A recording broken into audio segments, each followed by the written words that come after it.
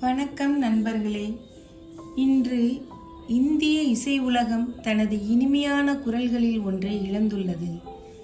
பல தலைமுறைகளின் மனதை தனது குரலால் வருடிய பாடகி பத்மபூஷன் இசைக்குயில் எஸ். ஜானகி அம்மா இன்று நம்மை விட்டு பிரிந்திருக்கிறார்.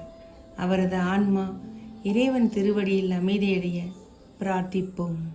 1938 ஆந்திர பிரதேசத்தில் பிறந்த ஜானகி அம்மா சிறு வயதிலேயே இசையில் ஆழ்ந்த ஆர்வம் கொண்டிருந்தார்.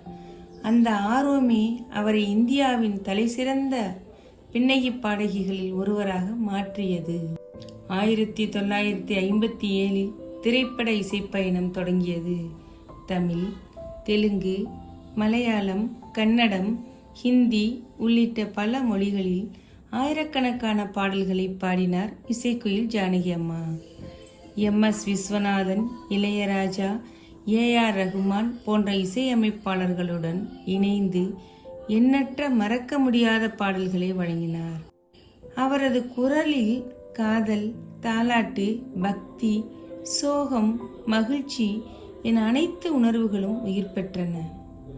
4 முறை தேசிய விருது, பல மாநில அரசுகளின் விருதுகள், பத்மபூஷன், ஆயிரக்கணக்கான பாடல்கள், கோடிக்கணக்கான ரசிகர்கள், இவை அனைத்தும் அவரது அர்ப்பணிப்பிற்கான சாட்சிகளேயாகும். ஒரு பாடகியாக மட்டுமல்ல, ஒவ்வொரு குடும்பத்தின் நினைவுகளிலும் வாழ்ந்த குரல்.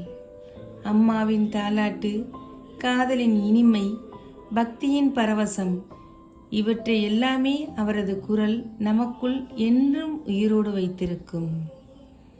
ஒரு மனிதர் மறையலாம், ஆனால் அவரது கலை ஒருபோதும் மறையாது.